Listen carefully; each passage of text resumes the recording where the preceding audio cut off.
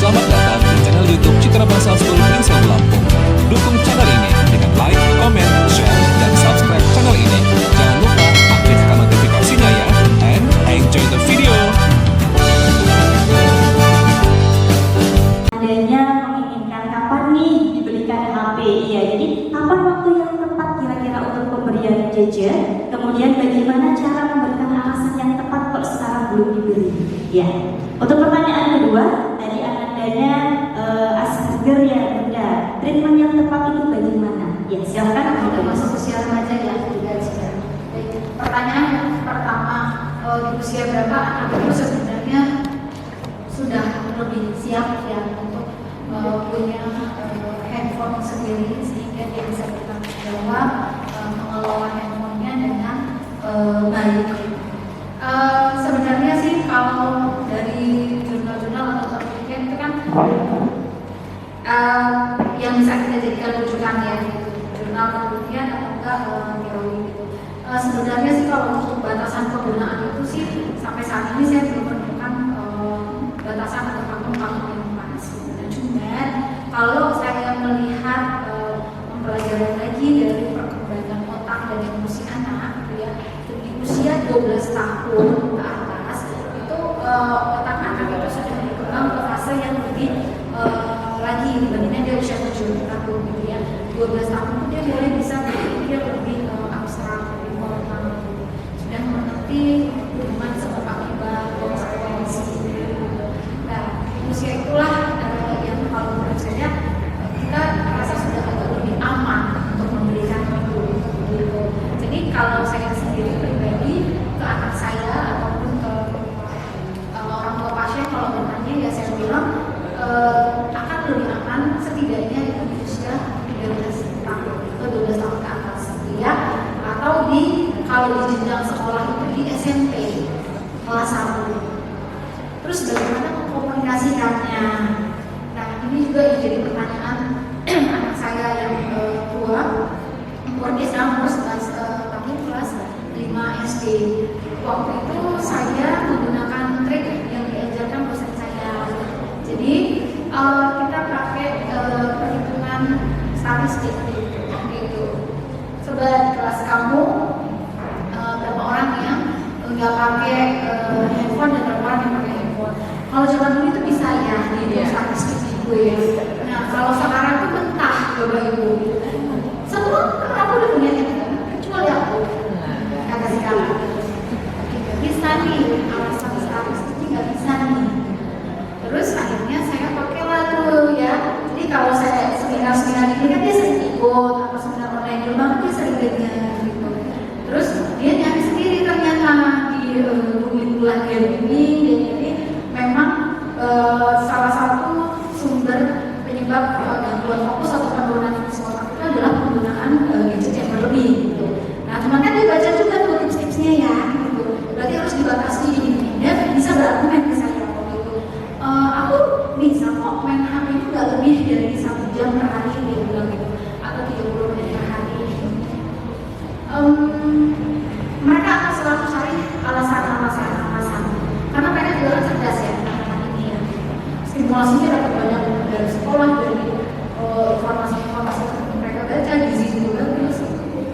Lalu akhirnya saya bilang begini juga alasan selain menurunkan fokus itu juga bisa menurunkan fungsi kecerdasan tersebut. Dia mengeluarkan data lagi. Bunda, teman di kelas aku yang juara 1 yang saya ikut lomba itu dia punya iPad sendiri juga. Dengan iPad-nya dia bisa bla bla bla. Gimana dia?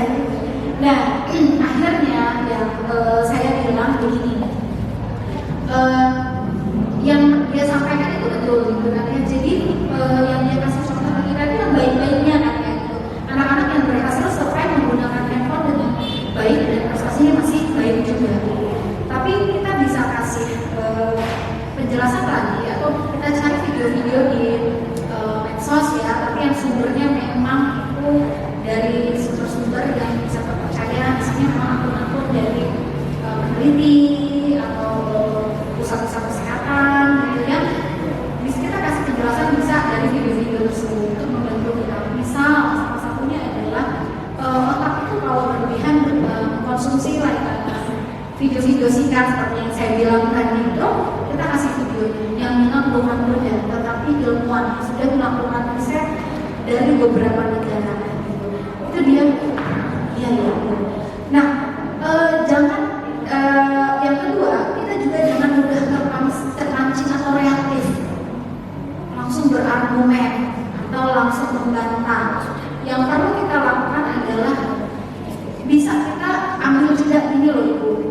Kalau kita udah kehabisan akal, anak kita selalu memiliki argumen yang juga tepat dan ada base scientific-nya gitu ya. Oke, kasih Bunda atau ya jeda waktu untuk berpikir. Kita sama-sama berpikir. Berapa lama Bunda? Ya, Ibu tetapkan. Bunda butuh waktu sehari atau ini yang perlu anak-anak kita pelajari dan harus kita latih. Anak-anak ini lahir di zaman serba instan, betul nggak? Ya, betul. Kita pun hidup di zaman yang pekerjaan itu menuntut kita merespon segala sesuatu dengan cepat.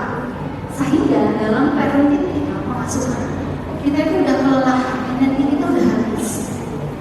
Menghadapi anak dengan segala pertanyaan, kita sedang memposisikan mereka ini menyenangkan. Sehingga respon kita cenderung reaktif, walaupun benar sebenarnya yang kita sampaikan itu benar secara agama, secara ilmiah, cara penyampaian kita juga bisa baik. Tapi kalau kita reaktif dan akhirnya anak itu merasa diskusi itu tidak berjalan, yang membuat akhirnya mereka menjalankan perintah kita atau saran kita itu tidak berhasil. Boleh anak-anak kita tuh mulai sekarang diajarin untuk menunggu. Ingat nggak dulu zaman kita kecil segala sesuatu itu kan serba lama ya, benar nggak? Nanti dulu ya, tunggu dulu ya, tunggu Bunda gaji. Nanti dulu ya, Papa masih banyak kerjaan hari Sabtu atau hari Minggu. Jadi kalau nunggu hari Sabtu Minggu itu senang banget nggak? Tunggu banget dari waktu ke waktu. Kita terbiasa apa? Bersabar. Dalam sistem kerja otak atau syaraf itu kita berusaha untuk mengontrol impulsivitas kita. Jadi sistem kerja syaraf kita itu sudah dilatih dari kecil. Menunggu, sabar, pelan-pelan ada prosesnya. Kalau sekarang anak tuh dari lahir itu semua serba instan. You mau apa? I kasih. Gitu kan? You mau apa? Daripada I pusing, I kasih. You happy, I happy. Oke, aman. Sebenarnya enggak.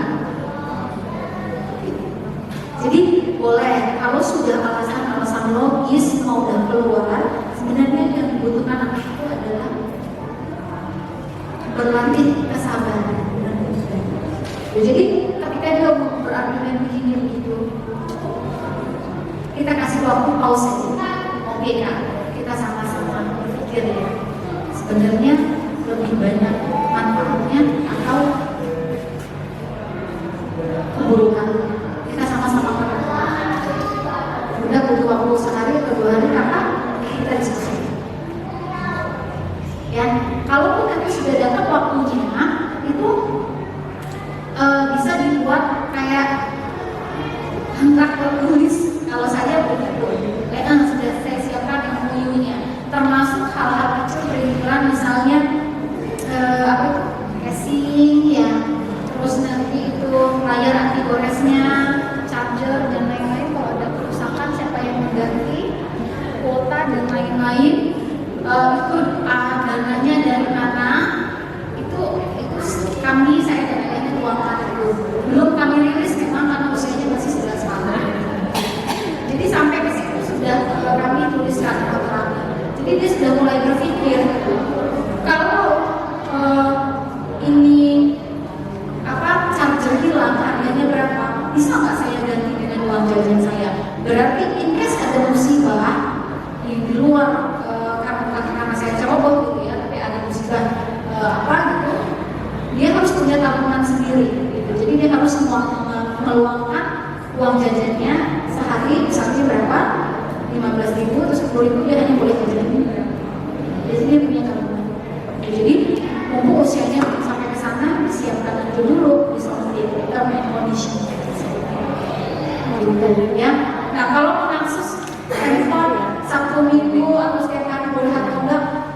kembali lagi ke aturan di rumah masing-masing gitu. Tapi kalau dari kesehatan dan WHO sendiri sebenarnya toleransinya itu ada memang gitu ya.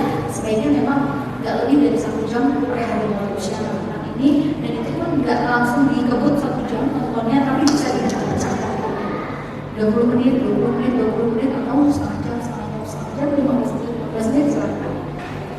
Sesuai tayangan atau film yang mau ditonton kan durasinya. Kalau kayak durasi anak-anak film Nusantara, Boboiboy, paling satu itu paling 30 menit ya. Itu yang pertama, jadi jangan terlalu aktif ya boleh. Kemudian ajak dia merenung dulu, kemudian diskusi. Benefitnya apa, kemudian kekurangannya apa kalau kamu akses sekarang dari sisinya bisa lain-lain. Itu kemudian pertanyaan yang kedua tentang anaknya yang pertama Asperger sudah remaja.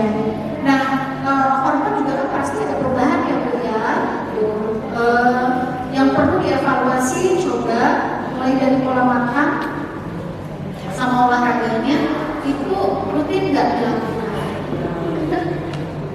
Kalau pola makan dia krem sendiri, kayak dia nggak suka gula-gulaan.